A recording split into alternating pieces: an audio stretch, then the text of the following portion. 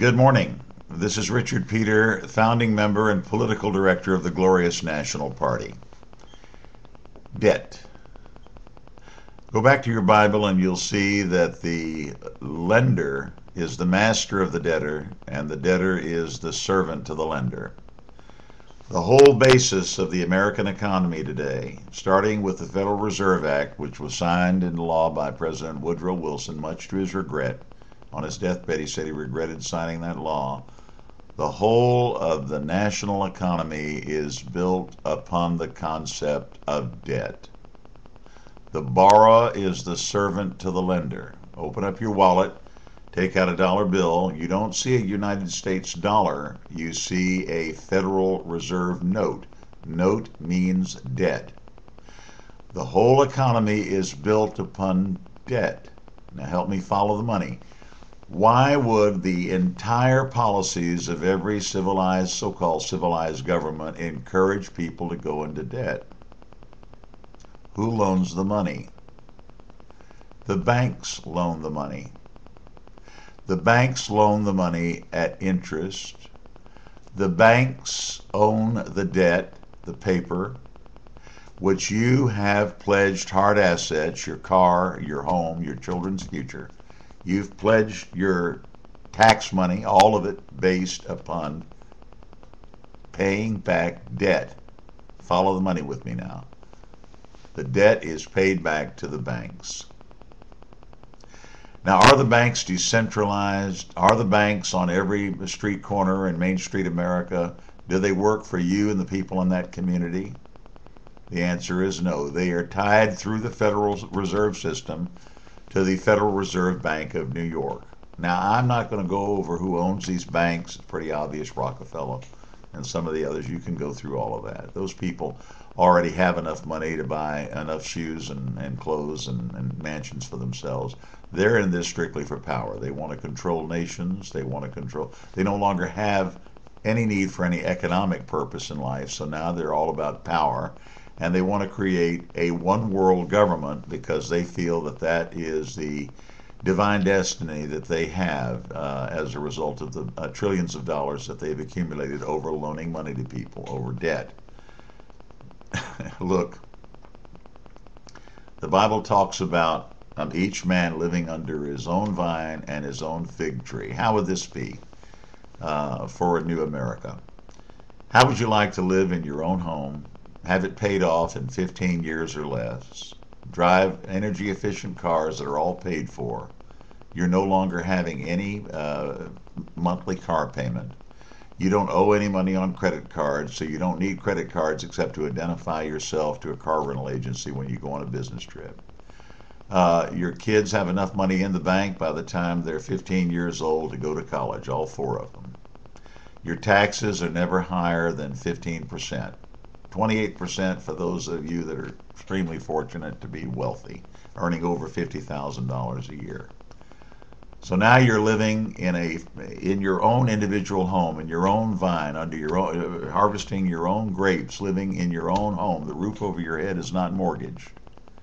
Or would you rather have a world in which about 100 people from central banking have control over every aspect of your life? We are all living on a plantation now, from President Obama, the first black president of the United States, all the way down to the guy who's changing the oil in your car. We're all working on the plantation.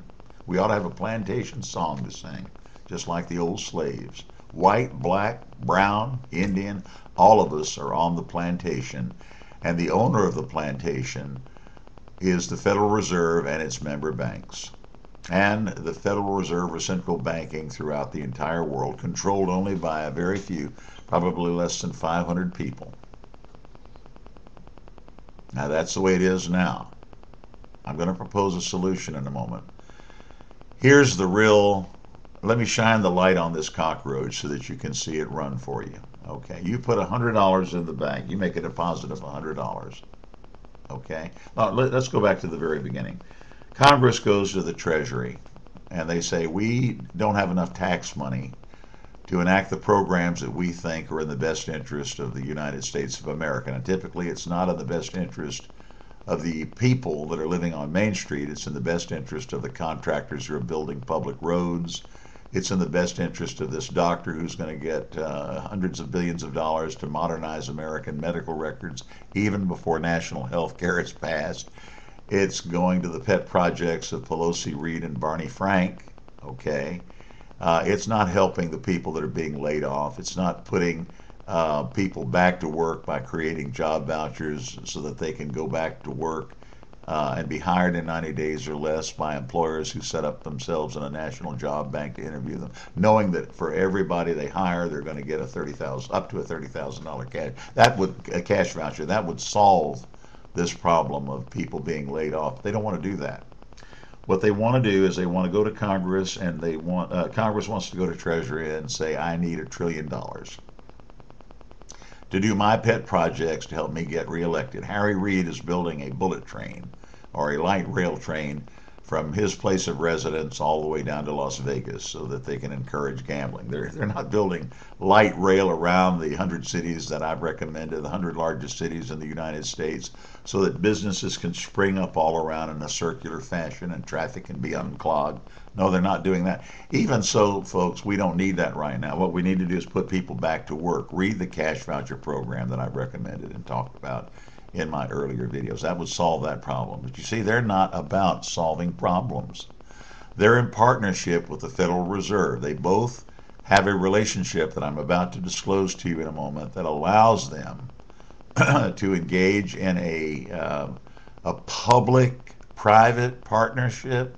The government's in bed with the banks in bed with the government. Each of them have something to gain by that unholy relationship, and I'm about to disclose what that is to you.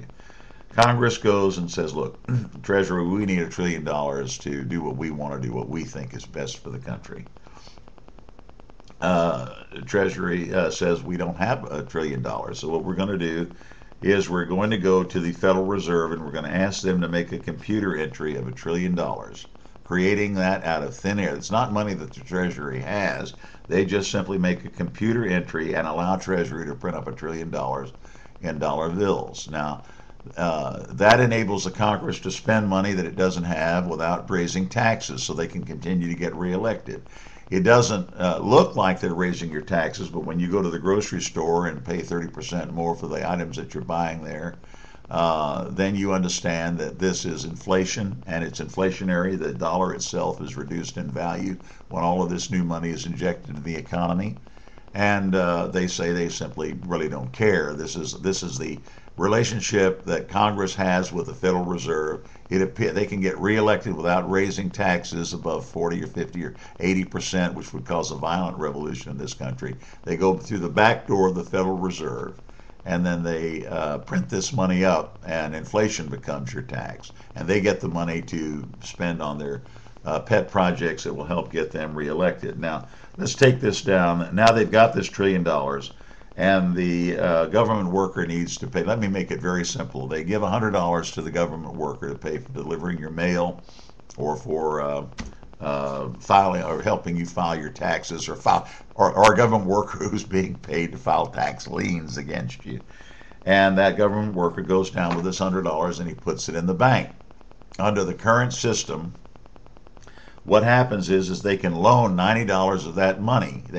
You put $100 in, I'm sorry, they can loan $900 out under the current system, money created out of thin air, and charge you interest on that money and make you pay it back, and they make you put your car and your house up for collateral. The banks get to create money out of thin air and charge you interest on it. And they make no money unless you borrow money. So what they do is they encourage you to go into debt. And that gives them the opportunity to collect, to loan out $900 at interest when only $100 was put into their deposit accounts. Now, don't you see this is a con game? This is what they're trying to do, is to get you to borrow money. And in a moment, probably in the next tape, I only have 10 minutes here, I'm going to show you how you can bypass that system as members of the Glorious National Party. God bless you. God bless the United States of America as it's being redesigned now.